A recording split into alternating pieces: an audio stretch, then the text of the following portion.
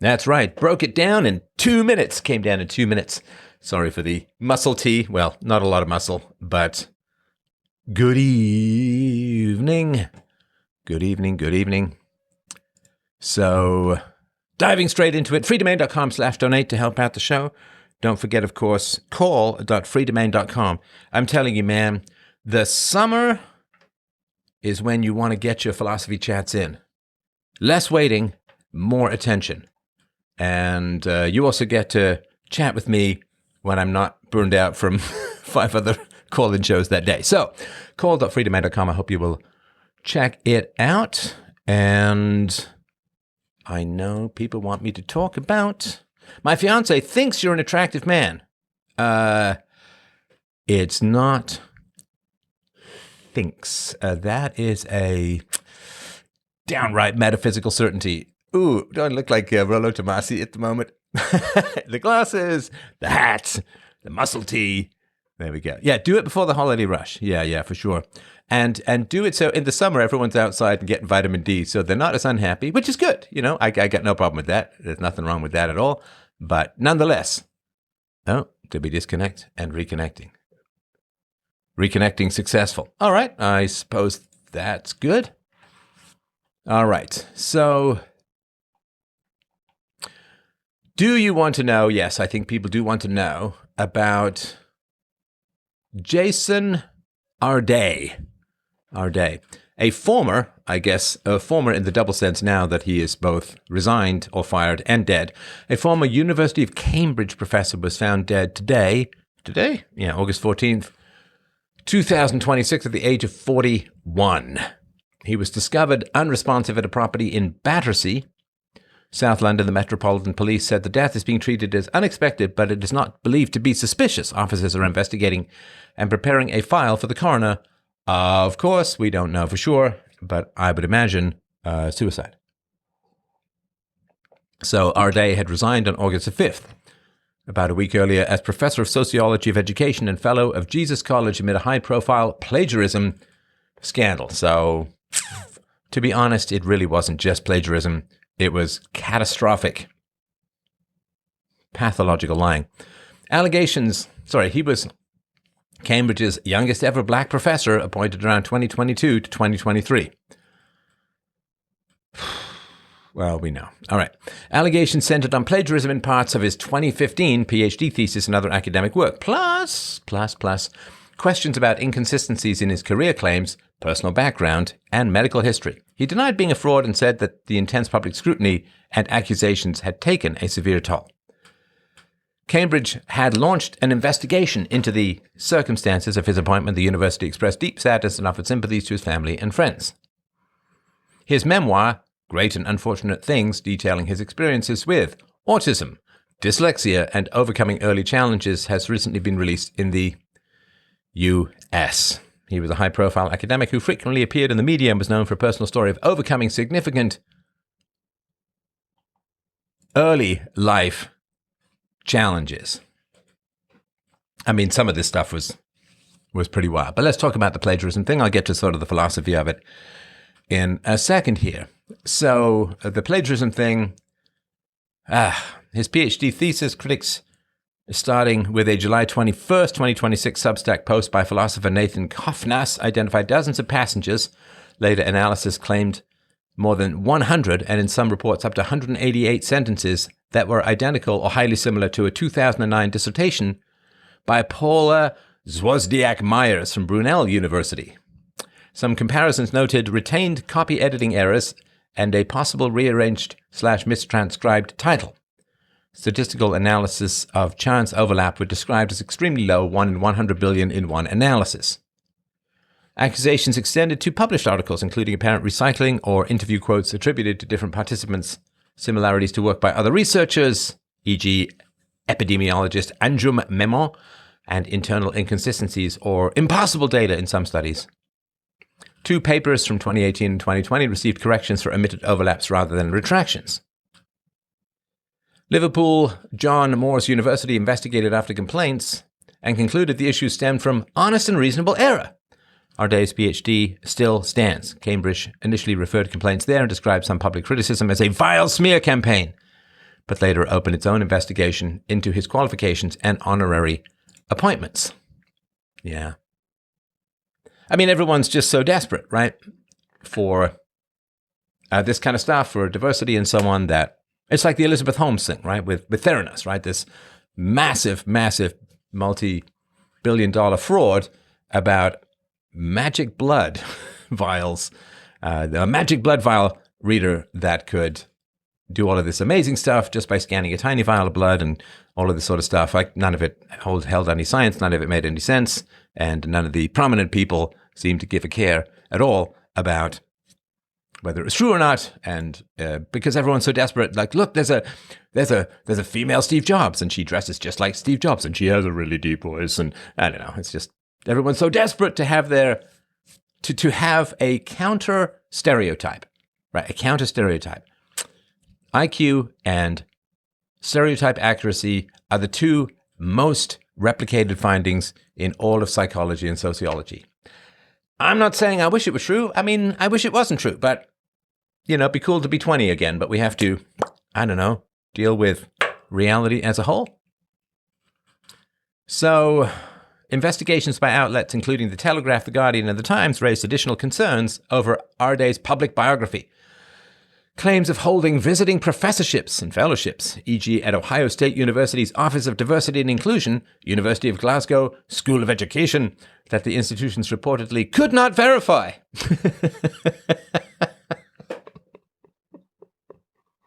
Could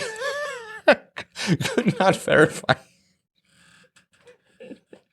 That's a fascinating epistemological question. I mean, can you imagine when the media was gunning for me if I had lied about getting a graduate degree from a top-tier university in the realm of the history of philosophy?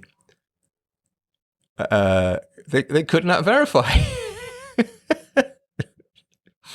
When you write $1 million check on a bank account that has $50 in it, they just could not verify the amount. Just couldn't verify it. So he also claimed fundraising and athletic achievements. He said he raised £5 million for charity via extreme runs, such as 600 miles in 6 days or 30 marathons in 35 days. Yes. Jordan Peterson was awake for 30 days straight, and this guy ran 30 marathons in 35 days. Independently verifiable early records showed far smaller amounts, e.g. one Just Giving page raised about £6,000. £6,000, £5 million. Well, he was in education, sociology, and DEI departments, so may not be overly concerned with math excellence. Other personal claims, such as appearing in the Up documentaries, timeline issues given his birth year, or receiving a pig's head threat, no supporting evidence found in some probes. Arday acknowledged some early career errors, attributing them partly to inadequate supervision. Yes, I lied because I was inadequately supervised. His autism and learning disabilities. He consistently denied being a liar or academic fraud and framed much of the scrutiny as racially motivated or ableist. I don't know, if you guys are younger, maybe you don't remember this, but when I was young, because pretty much everyone was white, there was in my boarding school, there were 500 kids, and there was one Indian guy. So you could call people jerks or a-holes or douchebags or whatever it is, and nobody could pull the race card. You could call someone an idiot or incompetent, and nobody could pull the race card. I mean, they were different times. So concerns circulated privately among academics as early as 2023, public explosion in late July 2026, after this guy's post and subsequent media coverage. So Cambridge launched a formal investigation around August 5th, 2026. James Arday resigned the same day, citing the relentless accusations, speculations, and public commentary and the personal toll on himself and his family. He emphasized the resignation was not an admission of the narratives against him. His memoir, Great and Unfortunate Things, proceeded towards publication amid the controversy with some reported edits to certain claims. Yeah. So, And you can see this video, it's on X, of this liberal, older white woman just, enveloping his hand as he strides up to her with this worship and this, bleh. It's just terrible. It's just terrible. So Jason Arday's public narrative about his childhood centered on severe developmental challenges that made his later academic success appear extraordinary. Key claims, as repeated in interviews, Cambridge announcement, and his memoir, included diagnosed at 3 with autism, global developmental delay, and in some accounts related conditions, nonverbal or effectively mute, until just before his 12th birthday, when he miraculously spoke for the first time during speech therapy. He was unable to read or write until the age of 18. He was taught by a girlfriend. Doctors reportedly told his mother he was, and I quote, no better than a vegetable, or that, quote, there's no one in there. These details formed a core part of the inspirational overcoming adversity story that accompanied his rapid rise. Yeah. So nonverbal until the age of 11 or 12? Well, some former schoolmates and a childhood neighbor disputed this. Jonathan Stewart, YouTuber in the year below Arday at Heathbrook Primary School in Nine Elms, described him as a class clown who was always cracking jokes, put on accents, sang songs, including a 1990s advertisement jingle, and was a good mimic. I think, I'm no speech pathologist or therapist, but I think I would put those in the category of verbal, in that we say that Robin Williams was verbal. Another former pupil and a neighbor said they remembered him speaking regularly as a child. Others supported Arday's account, saying they did not hear him speak until secondary school or recalled him being regularly removed for support. Arday denies the contradictory recollections and arranged supporting statements from 2 other school friends. How do you have school friends if you're not verbal? Maybe it's a different world out there.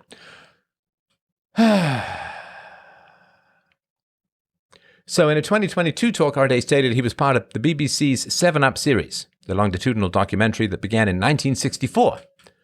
So this is I read about this years ago. This is off the top of my head, so sorry if I get anything wrong. But it is that there's a documentary filmmaker who followed people from 7, 14, 21, 28, 35, and 42, and like every 7 years, right? So, and would check in on them, right? So he was filmed. So the documentary began in 1964. He was filmed at ages 7 and 14 and pulled out at 14. This is chronologically impossible. Like Hillary Clinton with her NASA claims, Arday was born in 1985. The BBC confirmed he had no involvement. He later described it as an analogy or reference to a different community project with no independent evidence provided. Other early life details in his memoir and interviews, specific recollections from ages where he claimed to be nonverbal, corporal punishment at school after it was banned in England, or precise medical phrasing, have also been scrutinized for consistency or plausibility by journalists. So, of course, he's saying, look, I was nonverbal, I didn't speak, I couldn't read, and look at me becoming a professor, overcoming all of this adversity, and so on. Well, it's cruel.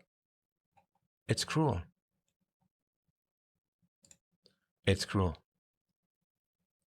The idea that you can be like a vegetable and then there's nobody in there and there's boom, you can start speaking and boom, you can learn how to read because your girlfriend teaches you and boom, you can become a professor at Cambridge. And, Cambridge is one of the oldest British institutions and so on, is really, really tough.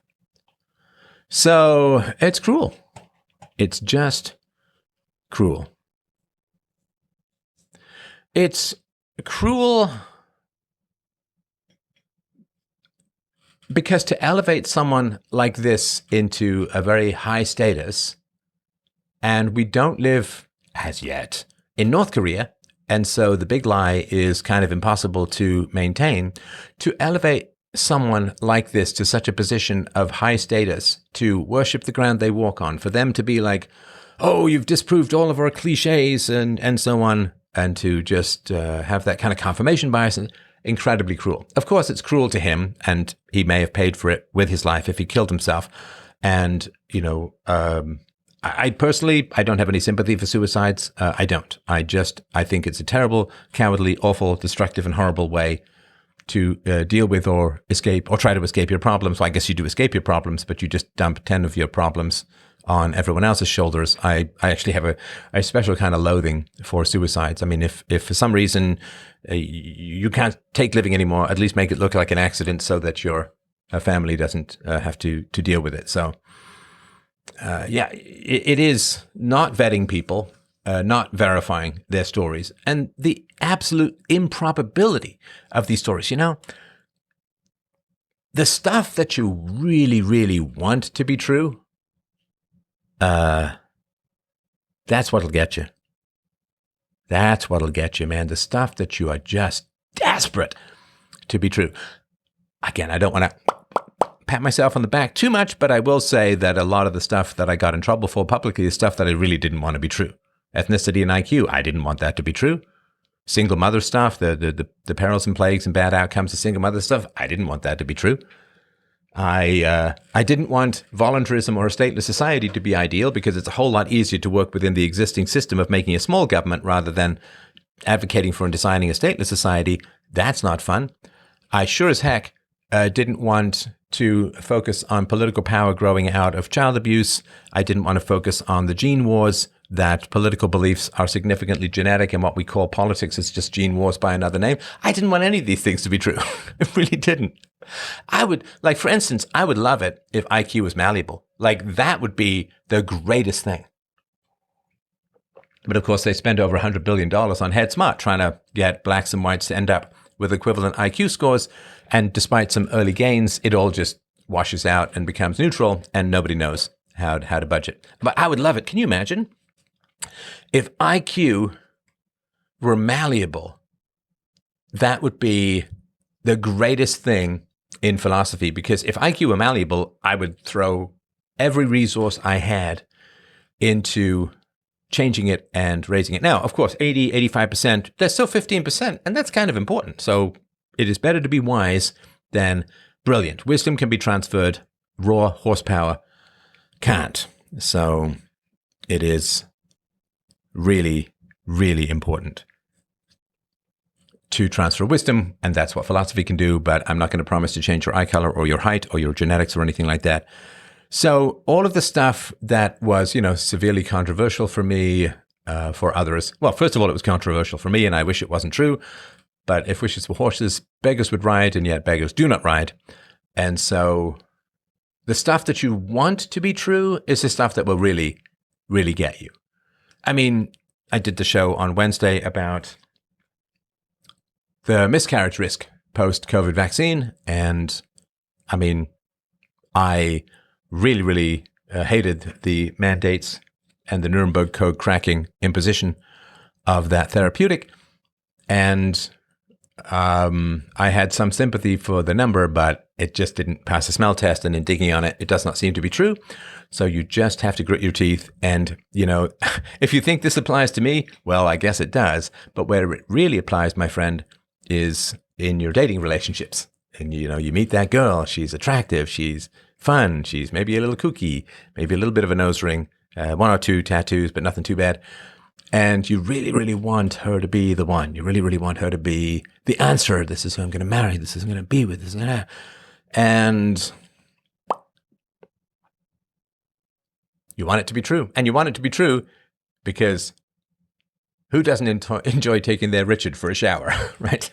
And so you want it to be true, but you really, really, really, really got to be skeptical. It's the things that you are most desperate to be true that are the giant hooks by which you will be manipulated, pulled into a boat, thumped against the gunwale, and served up for dinner.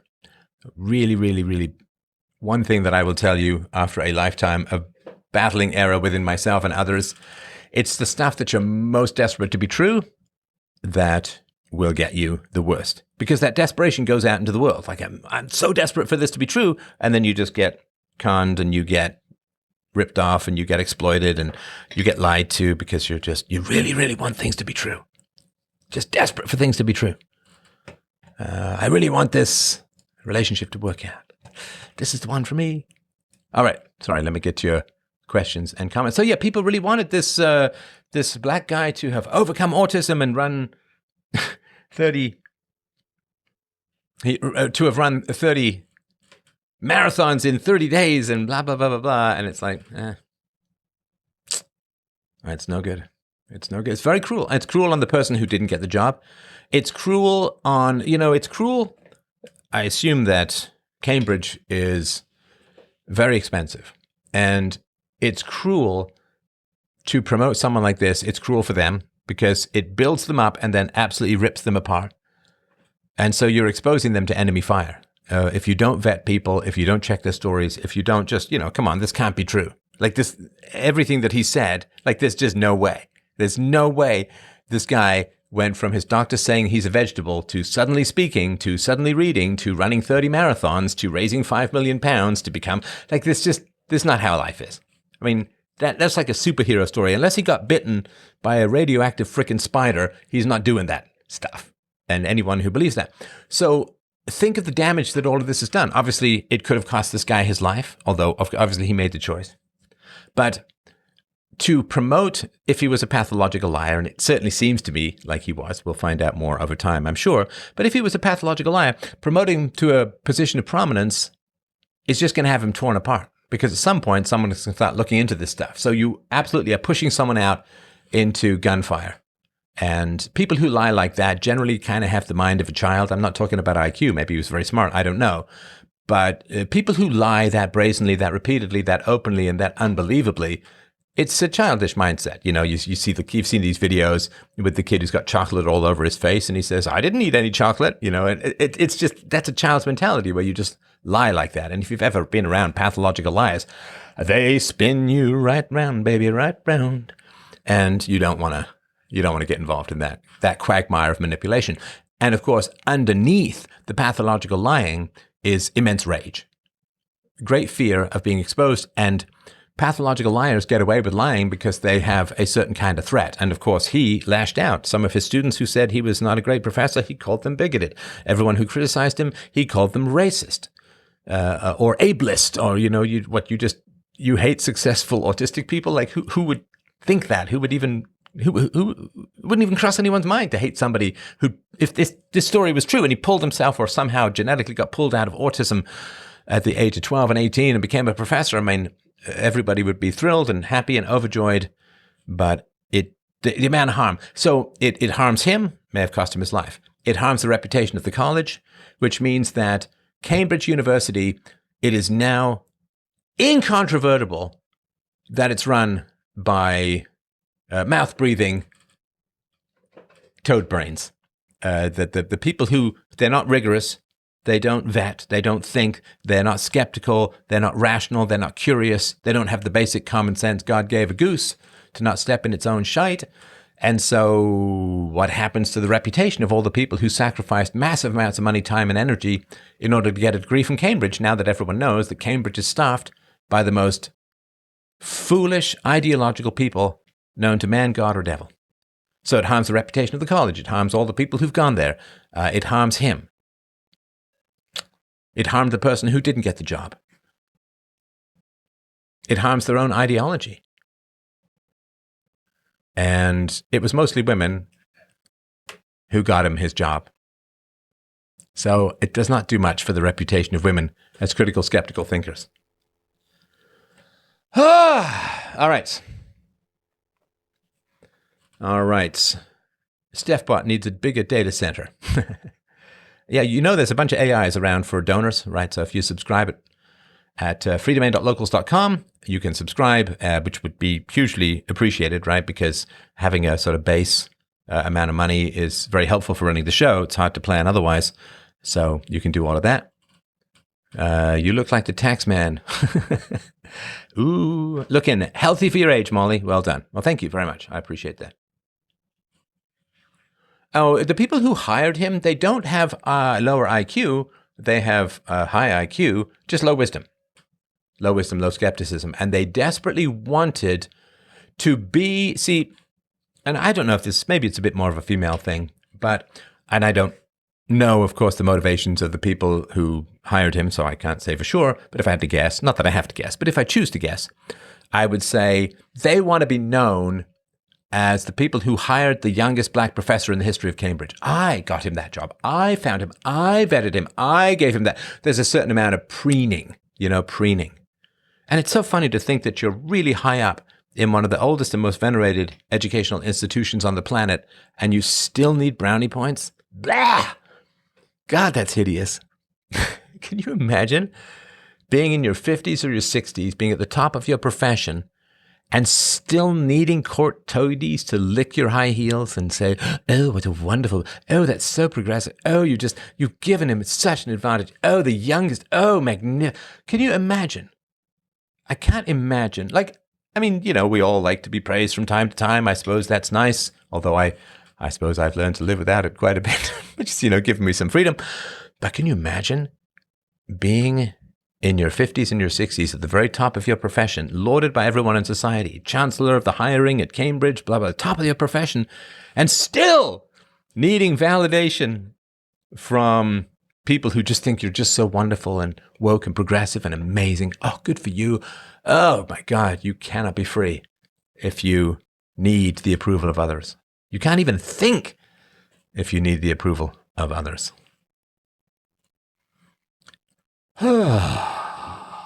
Another day in clown world. Well, at least clowns are entertaining though, right? Cambridge is the problem here. Well, it's one of the problems for sure. For sure.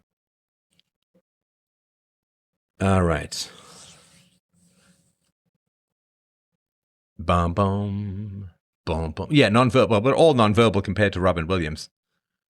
It's funny because I remember a couple of times in theater school, I, for some reason, had this sort of possession and let rip and came up with just amazing speeches and I sometimes do it. One of the reasons I have this goofy muscle tee on is I was doing some cardio and then I was answering an X question about why I do what I do, and I just got possessed by emotion. And, it's tough to do a show when your voice is thick with feeling. And so I didn't really have time to change. I was just sort of recovering from all of that and so on. So Stefan Poole. Yeah, do you know Hillary was named after the famous Hillary that climbed Mount Everest? That's right. That's right. Steph dressed like the leader of a street gang tonight. Well, it's nice that you put me in a leadership position. A lot of leaders in street gangs need their reading glasses. Stolen valor of genuinely overcoming massive odds. Yeah, for sure. What are you weighing these days? I don't know. I sort of weigh myself once or twice a year. Like when I go for my checkup, I get weighed at the doctor. Last time I was weighed, I was 190. So I'm just a shade. I hate to say 5'11" because I'm closer to 6 foot, but it also sounds kind of goofy to say 6. I'm 6 foot in the morning with good posture. So I'm 6 foot and 190. And I wouldn't say entirely solid muscle. It was a friend of mine's birthday last night, and we all met up for dinner. And one of his daughters is a cook, and her baking literally is the closest that I come to believing in God. Oh my gosh. It's so good. I mean, I don't know if you guys have noticed this lately, but food kind of sucks these days.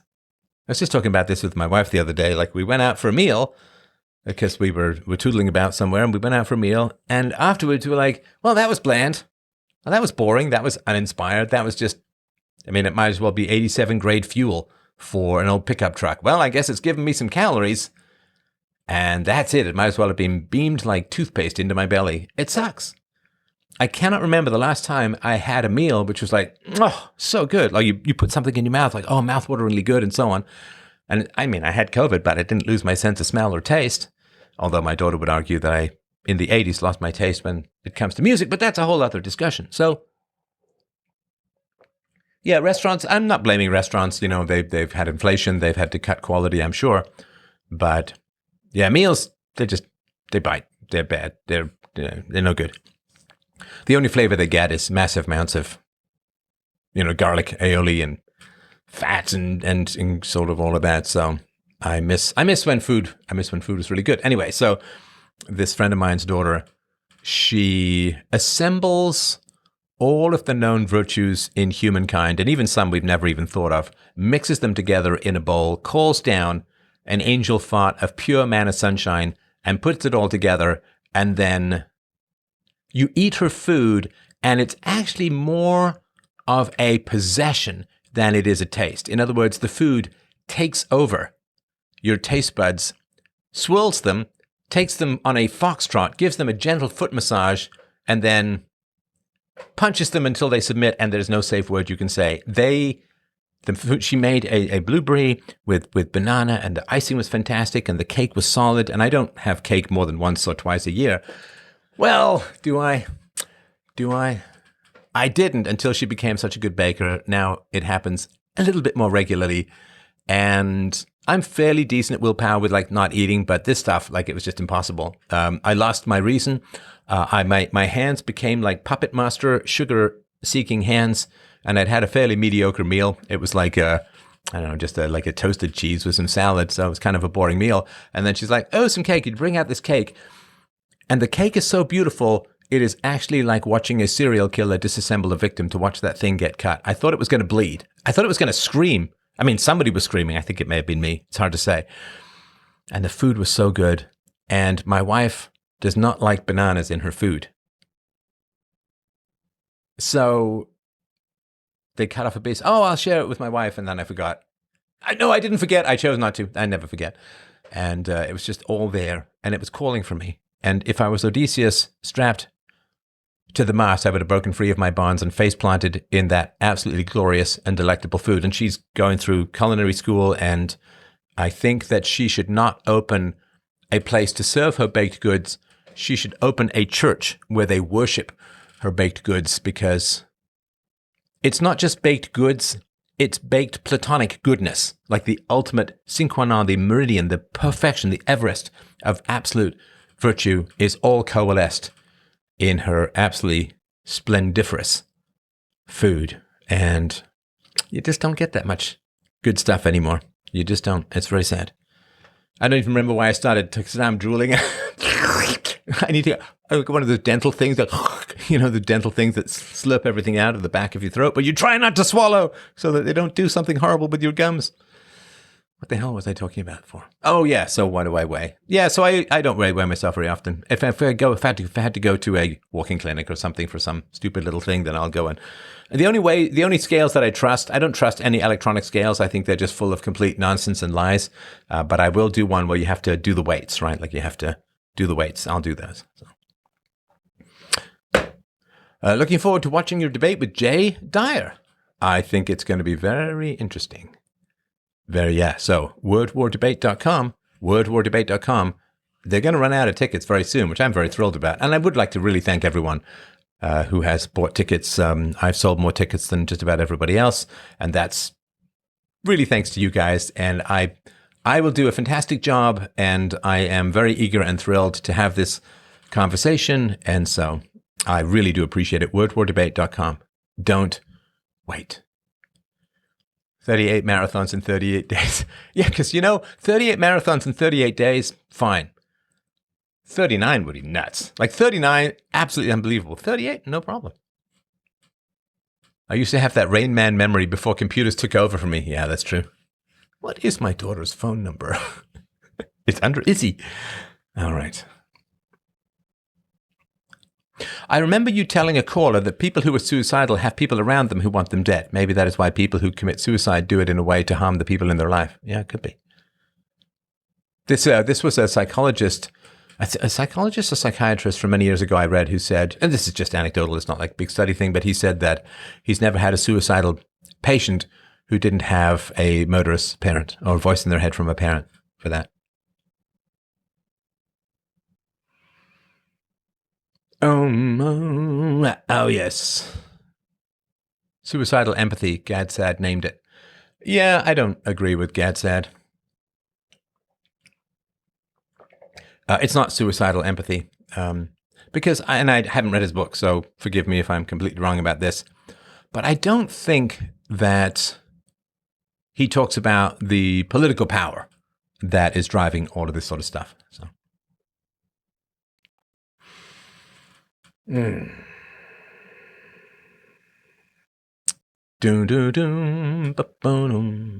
Stefan, looking good. This reminds me of the sad documentary on the girl in Texas who faked a pregnancy in order to be loved and paid massive attention to.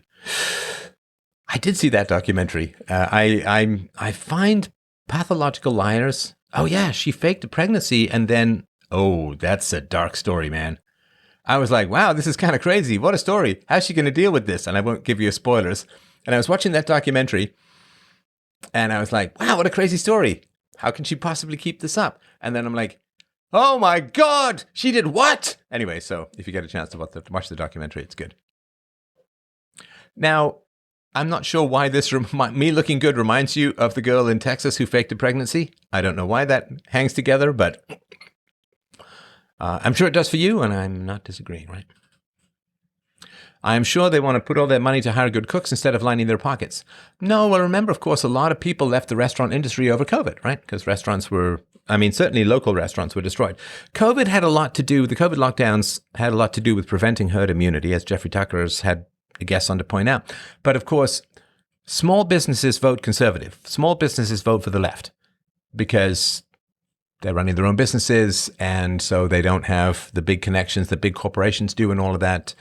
And so one of the reasons why the lockdowns hit small businesses the hardest is they wanted to punish people for voting conservative. And the best way to do that is to leave the big stores open and have the small businesses go under. So a lot of people left the restaurant industry, and maybe they've come back and maybe they haven't. So yeah, wordwardebate.com, promo code Stefan for 10% off. That's right. I'm a huge fan. I've been listening to you since I was 16. Well, thank you very much. What's your lifetime bench press personal best ever? I hate to say it. I've never tracked that kind of stuff. Maybe I've just, obviously I'm not like a big muscle guy, right? I'm almost 60. It's not terrible, but I'm not a big muscle guy. And I've never been like, oh, my personal best. I go down 5 slots below the heavy ones on my little home gym. I got my home gym. I got it secondhand. I had one for a while. That was like this Gumby nightmare. I had a gym at home for a while that was elastics. Have you ever tried one of those? They're horrible because you never feel satisfied because you never quite get it to where you need it. It just gets boing, boing, boing, boing. I felt like a Gumby in a barrel rolling down a hill. And so it was like, can never quite get it right. And so anyway, I bought I was just walking in town with my daughter some years ago, and there was a garage sale. Now, I can never go to a garage sale with my wife because she finds the idea of having other people's old stuff to be vile beyond words, and whatever. That's who she is. But my daughter likes them because she's a hunter-gatherer. She likes, we'll drive for 40 minutes to get free samples from someplace. If there's someplace that, there's a fair, I think they'll have free samples. Yes. So we burn up, 100 times the price of the free samples in gas to drive there, but we're both hunter-gatherers. So we just enjoy getting free stuff. So I was at the gym and she got a coin sorter and I got this, I was already at the garage sale, and she got a coin sorter, which didn't last very long. And I got a gym, and it's kind of old, but it's got a lifetime warranty. And it's just absolute weights. And I if you've got it's just like not that big. It does legs, which is good. And so I've occasionally thought it would be kind of fun to film a workout. I don't know. Would you guys be at all interested in that? I know Jared Taylor does that kind of stuff. Do you really care if you watch me work out and so on? But so I've never, once when I was in university and I played Macbeth, I figured Macbeth was a, big, strong warrior guy. So I really bulked up a little bit there, but I don't have any bench press personal best, if that makes any sense. What's the justification for the non-aggression principle? It is the only moral principle that can be universalized. So if you say everyone should both initiate and want the initiation of force against them, if you want the initiation of force against you, then it's not violence. Like if you want someone to hit you, if you say, hit me, I'll give you $50, hit me, right?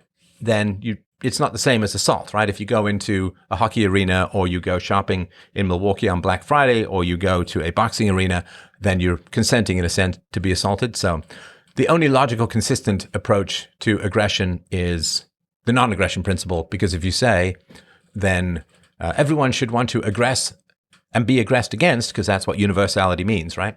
But if you want to be aggressed against, it's not violence, and it doesn't pass the coma test and other things like that. For more on that, you can go to my website, freedomain.com/books, and go to UPB, Universally Preferable Behavior. All right. If we blame our parents, could they not just do the same? And so on. Infinitum. Sure. Yes. So I understand this is like turtles all the way up, so to speak. So to steelman your argument, if you say, well, my mother was mean, and that's her fault. And then she says, well, I'm mean because my mother was mean and it's her fault. And her mother says, well, my grandmother, my great-grandmother, but all the way back to, I don't know, Adam and Eve, after the fall. But it doesn't really work, because I don't say I can be mean because my mother was mean. My mother was very mean, very violent, and very abusive. I don't say I can be mean because my mother was mean. I say I was hurt because my mother was mean. It doesn't give me justification to be mean to others. And because I say I was hurt as a child because my mother was violent, then I know what it is to be hurt when you're yelled at, screamed at, called names, beaten, thrown across the room, hit against a wall, and stuff like that. So because I know that it hurts, I then don't want to do it to others. So because I have empathy with how much it hurt me as a child, I don't want to do it, obviously, to my child or to other people. Whereas if you say, well, I get to be mean because my mother was mean, then you are to blame. Because there's nothing in being treated badly that automatically makes you mean. If your mother yells at you, that doesn't automatically mean you're going to yell at other people. If your mother hits you, or your father hits you, doesn't mean you're automatically going to hit other people. There's nothing about that. That it's not dominoes. We have free will. So that's the first argument. The second argument, of course, is that parents who are mean to their children by holding their children to very high moral standards. So if they say, don't do this, and you do that, and then they hit you, let's say you're 5, and they say, don't eat any cookies before dinner, and then you go and have a couple of cookies before dinner, and you get caught and you get spanked, then your parent is saying that you are responsible for doing the right thing when you're 5. You're responsible for doing the right thing when you're 5 or 6 or 4 or 10 or whatever it is, right? And so that's very high moral standards. You have to do the right thing. And so that means that the parents have an infinitely higher responsibility to do the right thing. Because if you're saying to a 5-year-old, you have to do the right thing, then you, of course, if you're 30 or 5 or 40 or 25, you have to do the right thing even more, because you're the parent, you're in a position of power and authority, you're an adult, and so on. Now, if the parents say, well, I did the best I could with the knowledge I had, we don't compare them to their own parents. What we do is we compare them to the standards they inflicted upon their children. So if your mother says to you when you're if you say your mother hit you or screamed at you or whatever, right? And you say that was wrong. She says, well, I did the best I could with the knowledge I had. Then the question is, when you as a child, say, studied for a test or didn't study for a test and then wrote a test, and then you say you failed the test, and you said, well, I did the best I could with the knowledge I had, your mother would say, well, you should have studied more. That's no excuse, right? Okay, so she's got a principle, right? We don't first and foremost judge people by abstract moral standards. We judge them by the standards they've inflicted, particularly on children. So if a child is punished because the child didn't study for a test or didn't study hard enough and failed the test or did badly, and the child doesn't get the excuse, which is perfectly rational, to say, well, when I wrote that test, I did the best I could with the knowledge I had. Well, that's a true statement, right? It's a true statement. So we don't judge people primarily or initially by abstract moral standards, because they could say, I don't know those abstract moral standards. I didn't know spanking violated the non-aggression principle. And so they can say that, and We can't prove it one way or the other. So what we do is we abstract the morals that people have inflicted on children and apply it to them. Because they can't say, well, that's not a standard that I have, or that's not a standard I'd heard of. Because if you punish a child for doing badly on a test, then you reject the argument that you cannot be punished or held accountable if you did the best you could with the knowledge you had, because everyone who goes into a test in general does the best they could with the knowledge they had. Right? So a parent who punishes you for failing a test and would not accept as an excuse, well, I did the best I could, Mom and Dad, with the knowledge I had. They say, that's not enough. You should have studied more. Well, what's more important, a test when you're a kid or the actual use of violence when parenting little children? Of course, parenting is infinitely more important than some stupid spelling bee or math test or whatever when you're 6 or 10 or whatever. So what we look for is not inconsistency with abstract standards. What we look for is inconsistency with inflicted standards. That's important. That's important. So when I fought back against my mother, she was shocked and appalled that I would use any kind of violence or aggression. So violence and aggression is good when she does it, but it's bad when I do it. So then that's ridiculous, right? So if parents say, well, I did the best I could with the knowledge I had, well, did you let your children fail at anything, right? Did you let your children say, I forgot? Oh, I forgot I wasn't supposed to have any cookies before dinner. I'm sorry. Whoops, I forgot. You didn't forget. Whack, whack, whack, right? So even if you claim to be doing the best you can with the knowledge you have and you say, I forgot, or maybe you legitimately did forget or whatever, right? So we don't hold people first and foremost accountable to abstract moral standards because they can easily claim they didn't understand those standards, they didn't have those standards, they maybe learned them later. But we can absolutely hold people morally accountable for the standards they inflict upon children. And if the parent says, I was mean because my mother was mean, then the question is, how did the parent deal with their child when the child was mean? Right? So let's say you've got a kid and he wants to get on the swing and he just pushes another kid off a swing. And then you go punish him and you yell at him and you hit him or whatever you do and you punish him, right? And you say, don't be mean, don't be mean. And then later they say, well, I was mean because my mother was mean. It's like, well, but you were mean and you punished me for being mean. So how can you, as an adult, say you're mean because of your mother when you punished me for being mean as a little child while you were actually being mean to me? You should have said, logically, to be consistent, well, I can't punish him because he's only mean because I'm only mean because my mother was mean and I'm just paying it forward. But no, you inflict don't be mean on a child in a violent way, which is mean. And then when that child circles back as an adult and questions you, you say, oh, no, but it was just because my mother was mean. It's like, well, you were mean. You still punish me for the effects of your meanness. So I'm punishing you too. So hope that helps.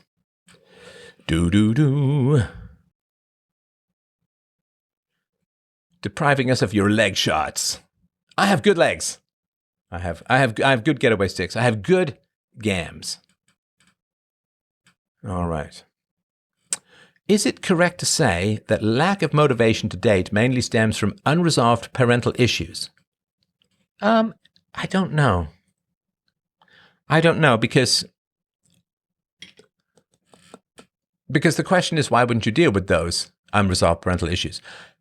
I don't know, but my first thought, which certainly, of course, doesn't mean it's the right thought, but my first thought is that dating, asking girls out for boys, and dating is terrifying for women, and dating is terrifying for women in a different kind of way, because a lot of women, they're not going to ask a guy out, so they just have to be attractive and cross their fingers and hope that the right guy approaches them. It's kind of annoying for me. I can't imagine being in the dating world and having to be passive. Like, I would just go talk to girls, and some would say yes, some would say no, whatever it is, right? The ones who said no were fools, and the ones who said yes were wise. You know, it's a basic sorting mechanism. So, no, I'm not going to do that acronym with UPB. So, dating is scary because you want to You want the top girl, and then you have to basically aim for the top girl, and then you go down until you get a girl who will go out with you, right? So that's dating. Dating is scary. Dating is scary. And there's a lot of people out there with very malevolent goals, particularly for the West. They want depopulation. They want the Western people to vanish over time and so on. And we've got like 2% of the world's population is young white women of childbearing age. So, it's not ideal. And so there's people who will say, here's the reasons why you don't have to go and ask a girl out. It's men going their own way. It's Sandman. It's, girls are bad and they're all crazy and blah, blah, blah, blah, blah. And so there are people who will say that to you. And it's tempting. I mean, especially with this endless online nudity video entertainment stuff. So it's tempting. I'll do it when I've lost a little bit of weight. I'll do it when I've worked out a little bit more. I'll do it when I've got a better job. It's just a way of later, right? And the purpose of the devil is not to tell you no, it's to tell you later. Later. What's the rush? What's the hurry? You got time. Focus on your career. Focus on making money. Become the best you. It'll work out. So the goal, if you say to people, especially men, if you say no, they'll say, oh yeah? Yes, right? So you get response, right? So the purpose of corrupting power is not to tell you no, it's just to get you to delay. Just to delay. It's not to get you to not run the race, it's just to get you to run the race badly so you'll lose. Run right slowly, right? So men find it frightening to talk to girls. And then there's people who are out there, like I remember having these debates on X where people would say, well, you can go to jail for talking to a woman at Starbucks. It's like, no, you can't. No, you can't. I mean, I'm not dating. I'm happily married, but I still talk to people. And you could say, oh yeah, but you're an old guy. But I've been doing this for decades. Like I'll chat with the waitress. I'll chat with the girl behind the Starbucks counter. I'll make a joke or two. I always try to leave the person slightly better off than when I found them. That's sort of a big foundational ethic of mine. And usually it works. Sometimes it doesn't. But I will generally try to leave people slightly better off than when I met them. A joke, a laugh, a smile, a little bit of information, interesting fact, or something like that. And, I do think that it works as a whole. So I talk to people a lot, and I've been doing it my whole life.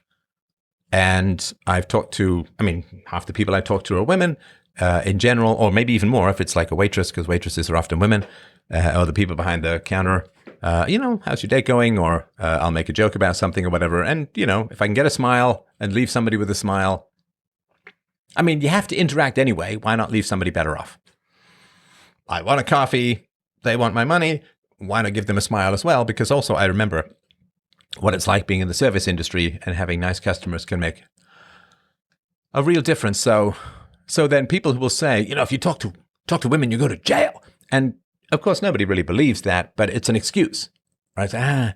Maybe I'll just wait till the Me Too stuff calms down, or maybe I'll wait till, I'll wait, right? And then, of course, in general, when you wait, your options get worse. Basic fact of dating. The longer you wait, the worse your options become.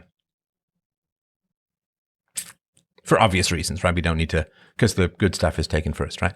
The good people are taken first. And they're kept off the market, right? So my wife, I think, is a very high quality woman. And as soon as I started dating her, within a couple of months, I proposed. And 11 months after meeting, we got married. And, locked her down, keep her happy, and so she's not going to be back out on the market unless I get hit by some giant truck. So I think what keeps people from dating is the generalized fear and anxiety that coincides with what they're scared of, right? It's a really tough thing in the world, man. It's a really tough thing. When you're scared of something and somebody amplifies those fears, they're giving you kind of an excuse to not do it. If you want to, at the place I went for dinner last night, where my friend's daughter bought her amazing food, there was like a comedy night, I can't remember what night of the week it was, right?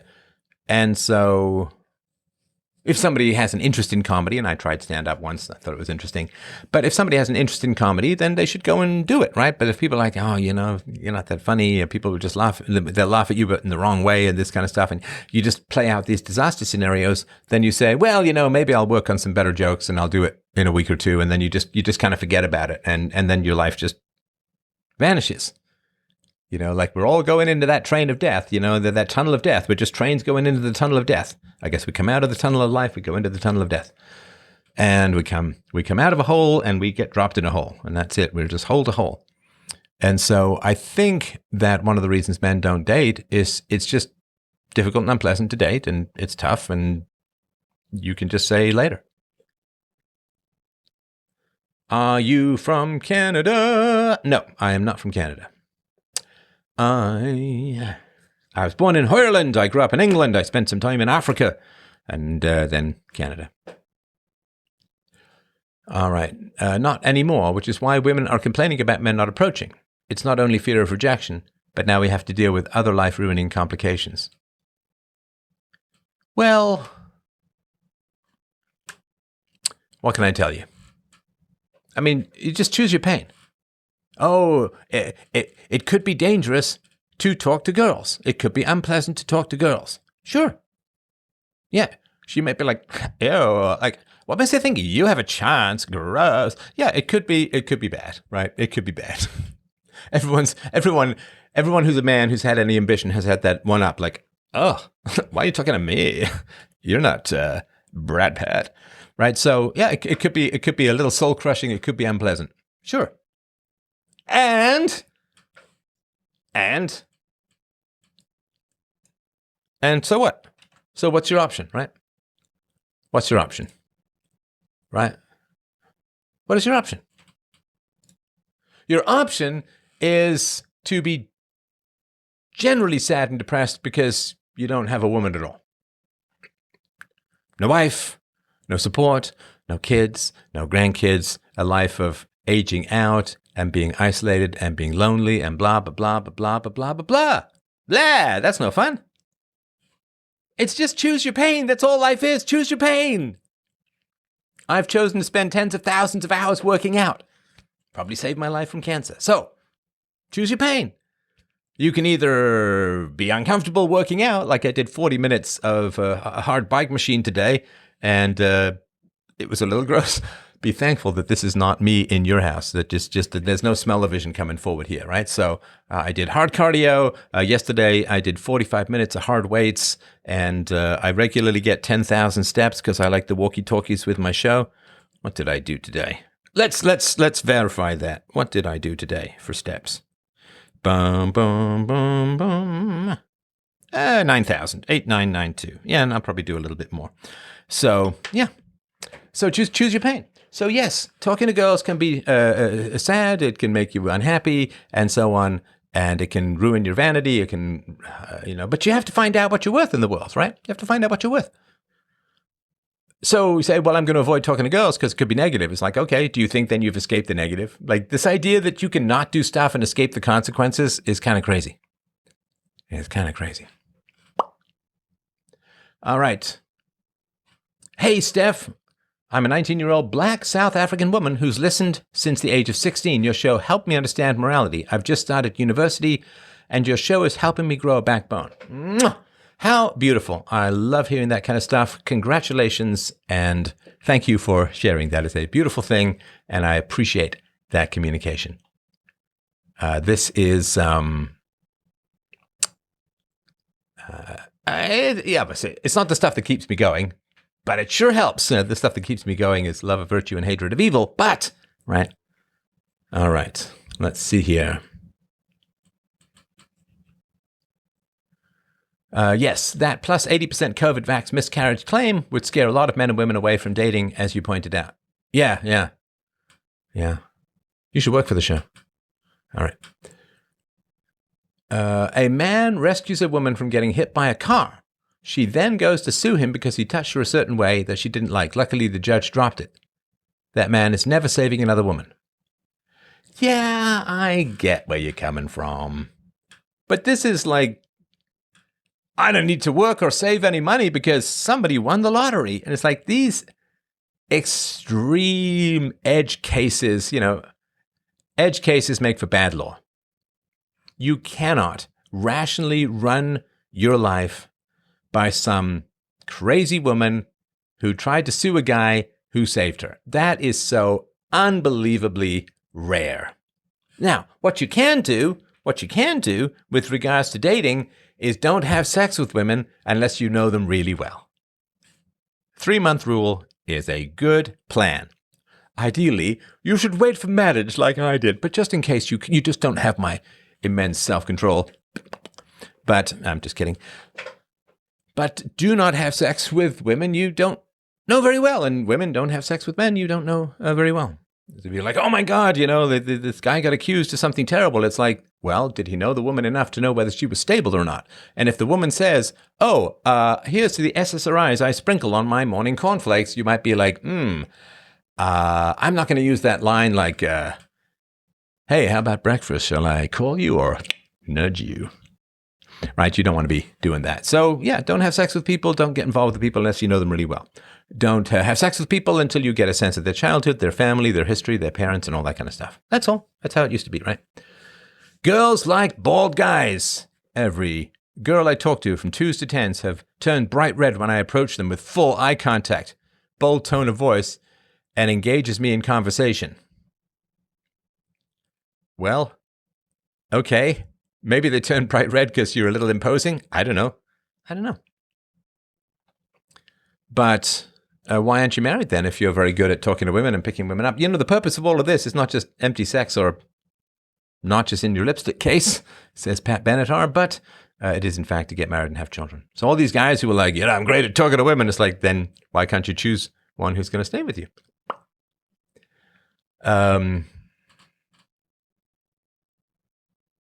Isn't Lauren Southern a man? No, although she did do a video where she claimed to change this sort of stuff. Anything else? All right. That's pretty good.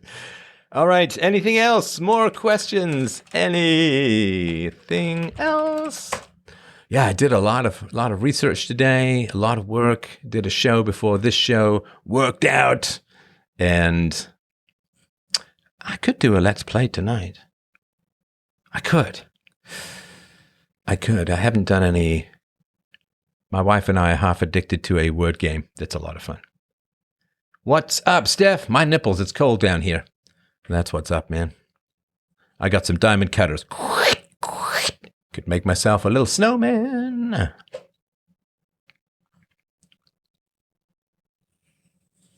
All right. Well, I will stop here. Oh. No, sorry, Mike. I'll wait to call me on Sunday. We'll do Sunday morning, 10 a.m.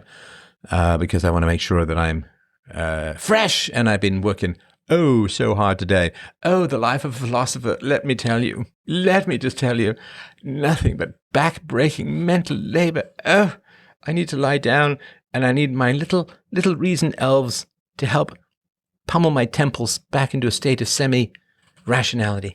So, hey man, what would you say to someone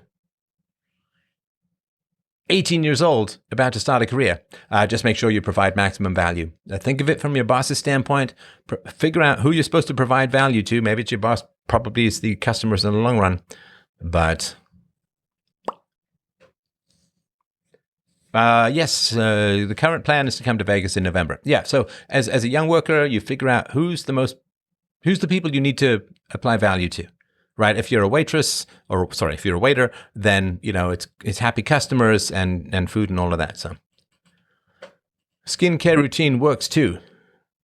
Yes, I do have a skincare regime. I mean, really, it's just slop on at night, slop on in the morning.